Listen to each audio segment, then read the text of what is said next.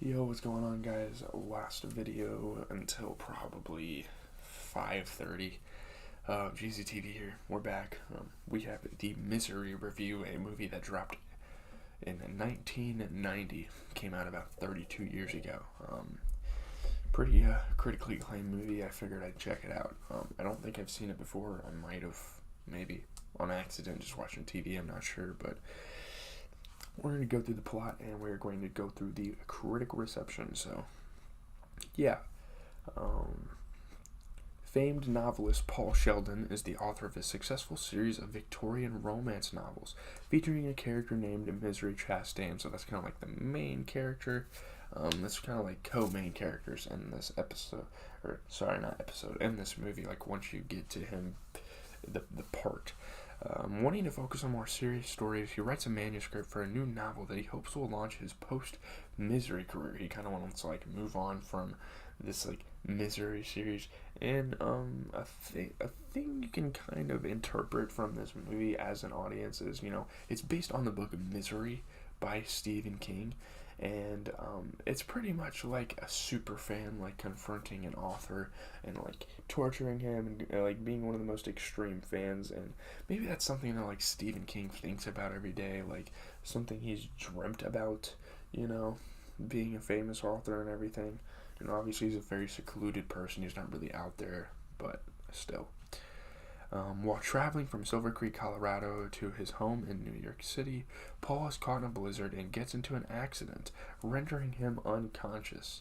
So he gets in an accident, he gets thrown off the road by all this snow. It's like a blizzard. I don't know why you would drive home through a blizzard, but it is what it is. So he gets in an accident, and a nurse named Annie Wilkes finds him and brings him to her remote home. Now, we don't think much of it at first, but given that it's a horror movie, something bad is going to happen. Paul regains consciousness and finds himself bedridden with broken legs and a dislocated shoulder. So yeah, he's been pretty badly affected, and he probably almost died given that he was out in the cold and that he broke all these limbs. There's probably some internal bleeding somewhere. Annie claims to be his number one fan and talks at length about him and his novels, just like proving how much of a fan she is of his. And yeah, that's kind of an understatement. She is like obsessed with him, so. She offers to look after him until the telephone lines are reconnected and the local roads reopen following the blizzard. She was like, I'll just let you go once the blizzard goes away. But we know that's not fucking true. Obviously, she's very obsessive. Out of gratitude, Paul lets her read his new manuscript. He's like, you know what? You can read my new book. It's probably the draft, but there you go. Just a sneak peek into what's happening. Sneak peek into what's happening in my post-Misery writing career, which obviously she likes the Misery books, so she's probably not happy about this. She is angered by the profanity in his new work, disturbing him, but apologizes. That's like literally her only critique. She like starts fucking like yelling at him, why is there so much profanity in your, do I go to the candy shop, like give me a fucking candy bar or something like that, when she reads the latest Misery novel and discovers that Misery dies at the end, this is fucking hilarious. I mean, it's something that authors probably think about. She flies into a rage, revealing to Paul that nobody knows where he is and that she had never informed any kind of authority or his agent that she had rescued him, effectively holding him prisoner in her secluded home. So this is kind of where the red flags start to fly, and where he's like, oh shit, she's fucking psycho, and she's like literally holding me captive in her home. Like, what is happening? So Annie forces Paul to burn the only copy of his new manuscript. Obviously, it's a rough draft. He's not going to get a bunch of copies made because it's literally, like, it's not even something that he thinks is good properly. It's just something he, like, had to get down on paper to return to his writing career. So she, like, burns his only copy. So he has to, like, start from scratch now. When he is well enough to get out of bed, she forces him to begin writing a new novel titled Misery's Return, in which he brings the character back to life. Oh my goodness. It's just such a funny dynamic, but at the same time, it's like, what is happening? Like, it's a cool concept for a movie. I've never really seen anything like it. I mean, we've seen a movie like Fright Night where someone idolizes like a famous media guy, in that case an actor, and it ends in a positive way. Here it's like she likes a media guy and an author, and it goes in negative. So Yeah. One day when Annie is away, Paul begins stockpiling his painkillers. We don't really know what he's doing with them first, but we'll figure it out. He tries poisoning Annie using dinner by spiking her wine with crushed painkillers, but fails after she accidentally knocks over her glass. Of course, the plot inconvenience of it all, huh? He later finds a scrapbook of newspaper clippings about Annie's past, so he's like kind of uncovering it, kind of realizing and trying to confirm, like, yeah, this is not really a good person. Annie was tried for the deaths of several infants in the hospital where she worked, but the trial collapsed due to lack of evidence. So, like, he's still thinking, like, oh my goodness, she's a child murderer. What am I doing in her home? Oh my god, my eyes are hurting. Annie had quoted lines from his Misery novels during her trial. Like, that's how big of a fan she was of his. When Annie discovers that Paul's been sneaking out of his room, she breaks his ankles with a sledgehammer to prevent him from escaping again, but oh goodness, we have these dumbass sex bots in my comments. Oh my god, why? You should be banned from this platform permanently. Yes, it was kind of disgusting when she broke his ankles. It sounded so gross. Oh man. So the local sheriff Buster is investigating Paul's disappearance. So this is the only guy that's here to kind of save the day. Clues lead him to pay Annie a visit, but she fatally shoots him when she finds Paul drugged in the basement. She then attempts to kill Paul in a murder-suicide, but Paul, concealing a can of lighter fluid in his pocket, convinces her to let him live long enough to finish the novel in order to give Misery back to the world. He's like, you like the Misery series, right? So if you kill me now, if you kill me now, I mean, you're not going to be able to see the end of the Misery series. So she takes it. She's like, okay, yeah. Once you finish it, though, it's going to be the death of both of us. It's kind of disturbing. When the manuscript is done, Paul asks for a cigarette and champagne, to which Annie complies, but to her horror, Paul uses the lighter to set the manuscript on fire, telling her, I learned it from you. So kind of a savage moment for Paul Sheldon here. Like, lights it on fire. He's like, you burnt my other manuscript, I'm going to do the same shit to you. So, yeah, eat that. Paul then strikes Annie with the typewriter after she tries futilely to save the manuscript, and they engage in a violent struggle, with Paul suffering a gunshot wound to the shoulder from her revolver. So this is kind of like the final battle. It's kind of like the final battle of the movie. And, yeah, there's some pretty like brutal fucking moments in this movie. Not really at the beginning, but obviously breaking his ankles in this fight at the end were pretty brutal.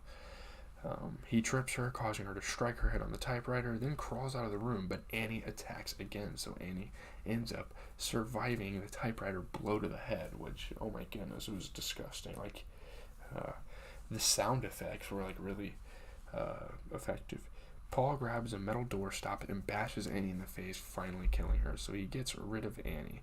18 months later, Paul, now walking with a cane, meets his agent Marcia in a restaurant in New York City, so obviously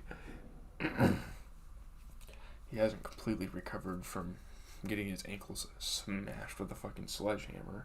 That would probably take years to recover from. I mean, his bones are literally crumbled into pieces. But the two discuss his first post-Misery novel, and Marcia tells him about the positive early buzz. Like, he burned the manuscript for Misery Returns, so now he's like, yeah, we gotta, like, focus about post-Misery stuff. And that he's getting buzz. Paul replies that he wrote the novel for himself as a way to help deal with the horrors of his captivity. Like, not many other artists have to go through this, so he's, like, kind of, like, reliving his horrors through and, like, putting his feelings on the page to kind of make him feel better about the whole thing. Marcia asked if he would consider a non-fiction book about his captivity, but Paul, who suffers psychological trauma from the experience, probably PTSD, declines. He's like, nah, I don't think I can do that. I mean, I was just going through it with that. And he, like, declines. He's like, nah, I don't think I can do shit like that. Which, I mean, is understandable. It was probably fucking a terrible time. He almost died. He got his ankles crushed. He got tortured. She burnt his manuscript. All this stuff. Paul then sees Annie approaching him, only to realize that he is hallucinating and that the PTSD is, like, kicking in for him. In actuality, the figure he sees is a waitress who tells Paul that she is his number one fan, causing Paul to meekly reply, "That's very sweet of you." He's like, "Yeah, you're my number one fan." He probably doesn't want to hear those words ever again, given what happened. Yeah. She got, Kathy Bates, she won the Academy Award for the time for Best Actress. Universal acclaim. I mean, people loved Kathy Bates' performance. I think she did great as well. She did amazing. This was probably one of her best performances in a movie. I don't remember what other movie she's been in, but she has been in other movies. She's a very, very popular actor. I know you guys know this, but let's talk about Rotten Tomatoes. Obviously, you don't want to take It's kind of like the pitchfork of movies. Like, none of their reviews are really that good. It got a 91% though on 74 reviews, and this got an average of 7.6 out of 10. Think about it. Better Call Saul episodes, and I'm not saying Better Call Saul is a bad show, but that shit gets like 9 out of 10s. Obviously there's less reviewers, so maybe that's dumb, but yeah. Elevated by stand-up performances from James Caan and Kathy Bates. Those were the only performances, let's be honest. This taut and frightening film is one of the best Stephen King adaptations to date. Maybe. I still think Pet Sematary and maybe even It is better. So, 7.5 out of 10 on Metacritic for 23 critics. Generally favorable. A- on Cinema Score. Those are like the main 3 we talk about when we talk about movies here. So, 3 out of 4 stars by Roger Ebert. He's a very iconic movie critic. It is a good story, a natural, and it kind of grabs the audience. It's a very obvious and very commercial gothic thriller, a functional adaptation of the Stephen King bestseller. It's a good movie. It plays enough tricks on the audience so that the audience doesn't ever treat anything quite seriously, and Goldman's script has enough good lines and situations to keep one interested in exactly what is coming next. The cast was awesome. Kathy Bates, of course, her Demita devotee, and Misery is inspired casting. I mean, yeah, again, Kathy Bates did great. It's a genuinely funny performance as the Mad Annie, as gaudily written in Mr. Goldman's screenplay as it is in Mr. King's novel. Top 10 favorite film adaptations Stephen King put it in his 2009 collection, Stephen King Goes to the Movies. In his 2000 memoir, the movie adaptation of this book. In the early 1980s, his wife and him went to London on a combined business pleasure trip. He fell asleep on the plane and had a dream about a popular writer. It may or may not have been me, but sure to God it wasn't James Caan. So that's kind of what he said about that. Annie Wilkes was ranked number 17 on AFI's 100 Years, 100 Heroes and Villains. I mean, she is a pretty iconic villain in this series. The hobbling scene in the film in which Annie breaks Paul's ankles with a sledgehammer. One of a top 100 scariest movie moments on Bravo, so that's kind of cool. Then he got number 12, so it wasn't just top 100, it was top 15, so I don't think it was scary.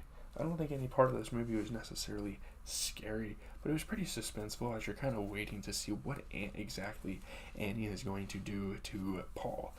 And yeah, it just kind of crumbles down to the end of it, and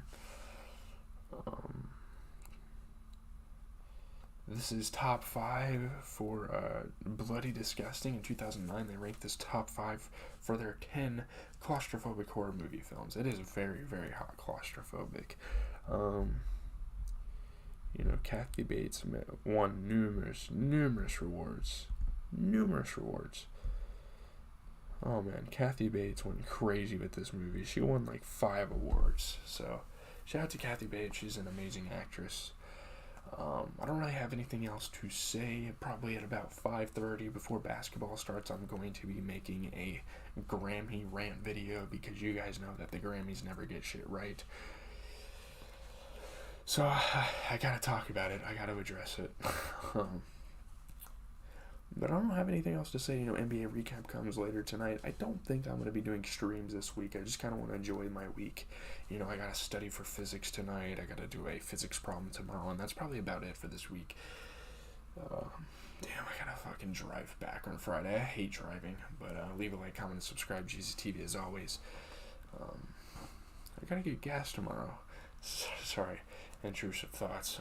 Have a good rest of your guys' day. If I'm a little quiet, I don't know. I'm still kind of a little tired, but I'll get through it.